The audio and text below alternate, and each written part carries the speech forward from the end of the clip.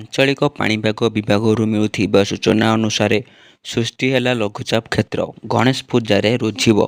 ଆଗାମୀ 5 ଦିନ ପ୍ରବଳ ବର୍ଷିବ। ଖବରଟି ଜାଣିବା ପୂର୍ବରୁ ଆପଣ ଯଦି ଆମ ଚ୍ୟାନେଲକୁ ପ୍ରଥମ ଥର କରି ଆସିଛନ୍ତି, ଚ୍ୟାନେଲକୁ ସବସ୍କ୍ରାଇବ୍ କରିବା ସହ ଭିଡ଼ିଓକୁ ବହୁମାତ୍ରାରେ ସେୟାର କରିବା ପାଇଁ ଜମାରୁ ବି ଭୁଲନ୍ତୁ ନାହିଁ। ସୃଷ୍ଟି ହେଲା ଲଘୁଚାପ କ୍ଷେତ୍ର।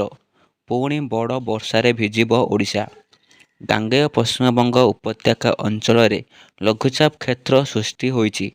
ଉତ୍ତର ପଶ୍ଚିମ ଦିଗରେ ଝାଡ଼ଖଣ୍ଡ ମଧ୍ୟ ଦେଇ ଲଘୁଚାପ କ୍ଷେତ୍ର ଗତି କରିବା ସମ୍ଭାବନା ରହିଛି।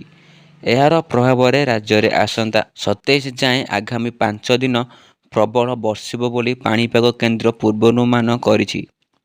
ଆଗାମୀ 24 ଘଣ୍ଟାରେ ରାଜ୍ୟରେ ଅତ୍ୟନ୍ତ ପ୍ରବଳ ବର୍ଷାର ଚେତାବନୀ।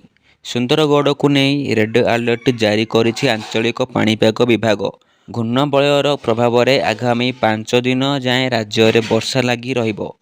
ସେପଟେ ମୟୂରଭଞ୍ଜ, କେନ୍ଦୁଝର, ସୁନ୍ଦରଗଡ଼, ବାଲେଶ୍ୱର, ଭଦ୍ରକ, ଯାଜପୁର, କେନ୍ଦ୍ରାପଡ଼ା, କଟକ, ଜଗତସିଂହପୁର, ପୁରୀ, ଖୋର୍ଦ୍ଧା, ନୟାଗଡ଼, ଗଞ୍ଜାମ, ଗଜପତି, ଝାରସୁଗୁଡ଼ା, ବରଗଡ଼, ସମ୍ବଲପୁର, ଦେବଗଡ଼, ଅନୁଗୁଳ ଓ ଢେଙ୍କାନାଳକୁ ୟେଲୋ ୱାର୍ଣ୍ଣିଂ ଜାରି କରିଛି ପାଣିପାଗ ବିଭାଗ। ଭୁବନେଶ୍ୱର ଆଞ୍ଚଳିକ ପାଣିପାଗ ବିଜ୍ଞାନ କେନ୍ଦ୍ର ପକ୍ଷରୁ ଏନେଇ ସୂଚନା ଦିଆଯାଇଛି। ବର୍ଷାରେ ଭିଜିବ ଗଣେଶ ପୂଜା। ଏଥର ବର୍ଷାରେ ଭିଜିବ ଗଣେଶ ପୂଜା। ସୃଷ୍ଟି ଲଘୁଚାପ ପ୍ରଭାବରେ ପ୍ରବଳ ବର୍ଷା ହେବା ନେଇ ସୂଚନା ଦେଇଛି ପାଣିପାଗ ବିଭାଗ। ବଙ୍ଗୋପସାଗରରେ ଆଉ ଏକ ଲଘୁଚାପ ଆସିଥିବାରୁ ରାଜ୍ୟ ପ୍ରାୟ ସମସ୍ତ ଜିଲ୍ଲାରେ ବର୍ଷା ହେବ। ଏନେଇ ପାଣିପାଗ ବିଭାଗ ଆକଳନ କରିଛି। ତେବେ ଚଳିତ ବର୍ଷ ଗଣେଶ ପୂଜା 27 ତାରିଖରେ ପଡ଼ୁଛି। ପୂଜା ନେଇ ରାଜ୍ୟବାସୀ ଉତ୍ସାହିତ ଥିବାବେଳେ ବର୍ଷା ପୂଜା ମହଲକୁ ଗଡ଼ବଡ଼ କରିପାରେ।